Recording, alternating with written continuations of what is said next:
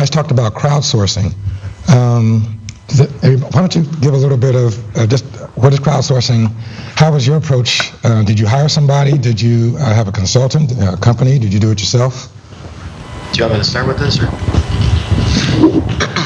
So the internet gives us the opportunity to, like you said, or smartphones, one-to-many. Like, if we all had the same app, I could be like, boom, push a message out, everybody gets it if they have that app. Crowdsourcing is sort of the reverse. Like, you send out the message, but then money actually comes back at you. And so there are some sites like Pledge Music and Kickstarter and some other project-based fundraisers. There was one in town, I think, called Fundable.com. Then there's FeedTheMuse.net, and there's all these there's even one for educators. I can't remember what it's called. But basically, you just put out a call and say, hey, like, if you're an educator, I need to improve the library in my classroom. And then those people who are moved to help you, help. Kickstarter is probably the most commonly noted version of it. Kickstarter does projects, and you'll say, like, T has an album coming up, and it's gonna, this shit ain't free. So, like, he's got to come up with the money to do it. Let's say it's $15,000 to do a record, like, to do it right and get it promoted and kind of get it into the right hands and spend time in the studio and hire the right people to help you and all that. Then you put it on Kickstarter and say, hey, I need $15,000 for this. And then you do sort of like an NPR fundraiser type thing where it's like $5 you get this, $20 you get this, $100 you get that, $1,000 you get whatever. So the most common use of it is fund this project and we'll give you all these enticements on the side. That's the current state.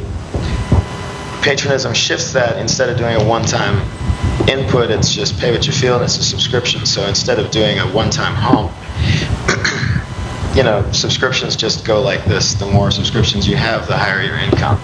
And the higher your income, the more stable your life. The more stable your life, the more output you create for your fans. So it's this mutually beneficial arrangement.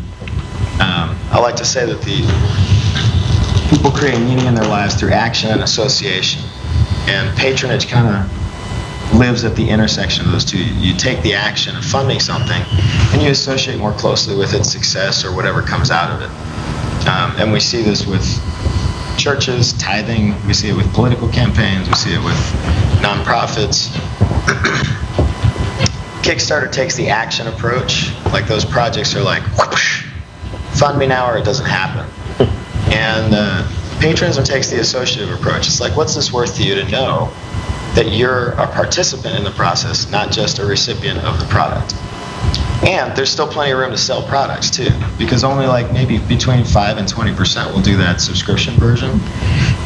But the income they'll generate for you will eclipse anything you could get from a record label, unless you're, hiring the Groove Line to do your record for you. But so crowdsourcing is basically just reaching out in some way, usually via the internet, and getting your project or your mission funded by the people who are moved by it. Just to add a little more to that, like, I think we got into crowd commerce a little bit as well. Like, they have a new project out called Gig Walk, where you can actually just walk around and you receive a couple messages on your phone. They'll ask you to take a picture and you get paid a couple of dollars for that. I don't know if anybody's heard of it, but the new concept out of that's called crowd commerce. Well, we're kind of considering ourselves like a crowd commerce, because when an artist does click that button, there's people in the audience aren't necessarily saying, hey, I really want you to send me that song so I can pay for it. They're usually like putting it out there, just saying, I hope someone in the crowd is going to buy it. Usually people will turn off, we'll have options in our application so that you can turn certain things off. But when you're able to engage people through technology, that's really where our culture and our lifestyle becomes more interconnected in the American way. I don't want to say interconnected by any means, because a lot of foreign countries might consider our internet culture not connected at all, but we think it's kind of connected, and that's really cool in the way we could transact business with that. So But I think the interconnectivity, I would just say, like what you said, it's engagement. It gives you the option, to, especially in, like I've been coming across this thing a lot. Like there's these core American values of like individual responsibility and self-sufficiency and direct accountability, and all these things are actually much easier to leverage and manage when you're just doing one-to-one relationships online. Whether you're, okay, we've got this option, you can take responsibility for paying for music if you want, you can listen to it, you can go to the shows, you can tip the band, you can do whatever.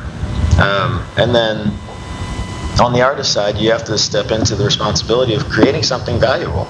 Yeah. And that just takes you 10,000 hours of practice and your passion and your devotion and looking at, and getting out of the bed every day and putting your feet on the ground. And this is probably the most important part, and I don't know if y'all will agree with this, but you just have to put your feet on the ground every day and go, today I can make money out of thin air.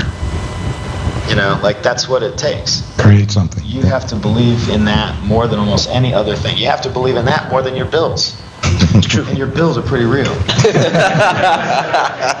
Well, and the other thing, okay. Go ahead. The thing I was going to say is just the other incredibly valuable part of that is really listening to feedback. Yeah. Being able to take feedback, recognize what other people are saying is actually valuable in what you're doing.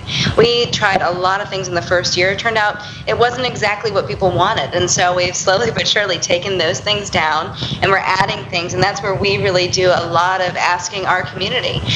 We've got almost 6,000 people on Facebook who like us, and we use them to tell us, okay, what do you want to see? And it's getting that feedback and knowing that, okay, we're going to create something because we know that our community wants it. And that's where the value comes in, and that's where you can expect to find success in what you're doing if you know it's valuable to the people who you're selling it to.